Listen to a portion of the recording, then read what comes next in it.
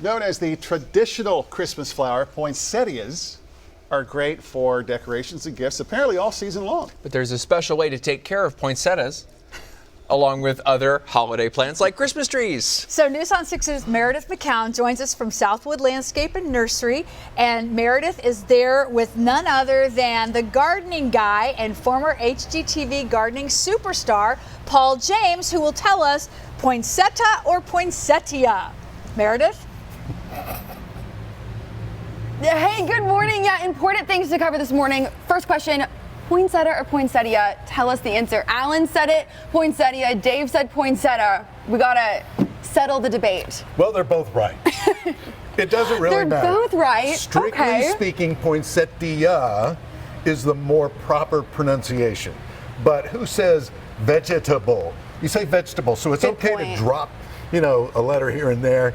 I say poinsettia, it's easier, it's faster. Tomato, tomato, but poinsettia is the way to say it. So speaking of those great decorations for your home, gifts possibly for Christmas, tell us, what's the best way to take care of these beautiful plants? Probably the biggest concern is just don't let them dry out. They like temperatures that we like in the household, so you're okay there. Bright, but not direct light, so not right up against a window where the sun is just pounding them. Right. Back it off a little bit, but the more light, the more color you're going to see. If you put them in a shady spot, they're going to fade. And then the biggest deal is just not only don't let them dry out, but don't let them sit in standing water. So you want to make, if you have a saucer beneath, make sure that the water goes down and then empty the water in the saucer. Soggy soil, or as we say, wet feet in the business, will cause these to rot. Now, some people do try to grow them, and it's possible to do it where you can enjoy them year after year.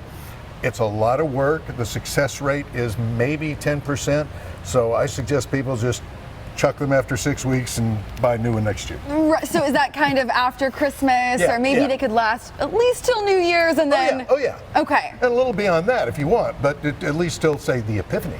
But for the most part, yeah, they're just not going to survive or look all that great.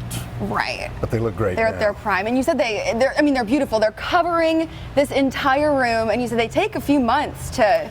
Yes. Kind of grow into this beautiful flower. We're growing a lot of these flower. ourselves this year. In their native environments, Central America, Mexico in particular, they'll get 10, 12 feet tall. And they're actually kind of weedy. Wow, yeah. But way back in 1828, they arrived in the United States, and someone in California figured out a way how to make them branch more. So that's what you see today. It's so fascinating, the history behind it. We've got some other Christmas plants here this morning, too. We've got this little Christmas tree. That's Tell an us more Alberta about spruce. this. Okay. And this is a Douglas fir. Which one's fake and which one's real? We were talking about this before. I mean, does this tree not look real, you guys? But I'm going to go with the spruce. Yes. Okay. You're correct. This is the Alberta This is spruce. the real one.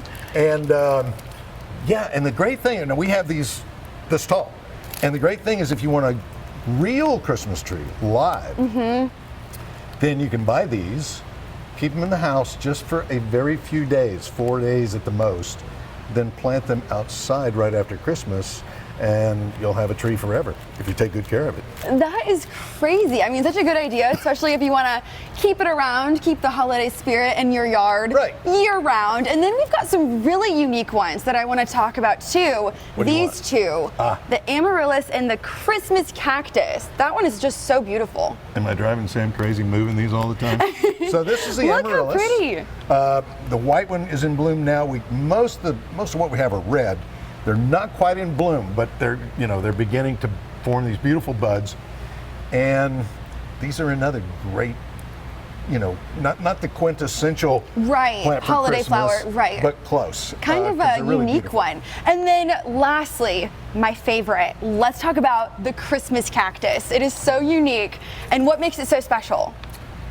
Because it pretty much just sits and does nothing for about 10 and a half months out of the year. And then this time of year comes into flower.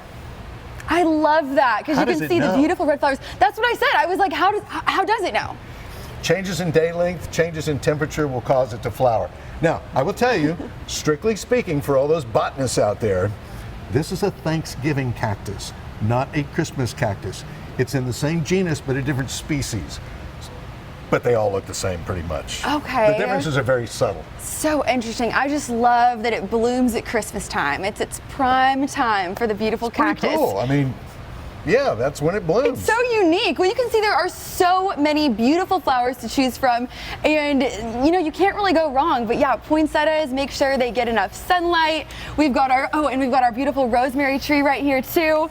It's actually real. It smells delicious. But Paul, thank you so much for taking time to do this. The gardener guy, guys, give it up for him. I'll send it back to you. Awesome job. Thanks, Spectacular. Mayor. Nice, nice, Yeah. nice.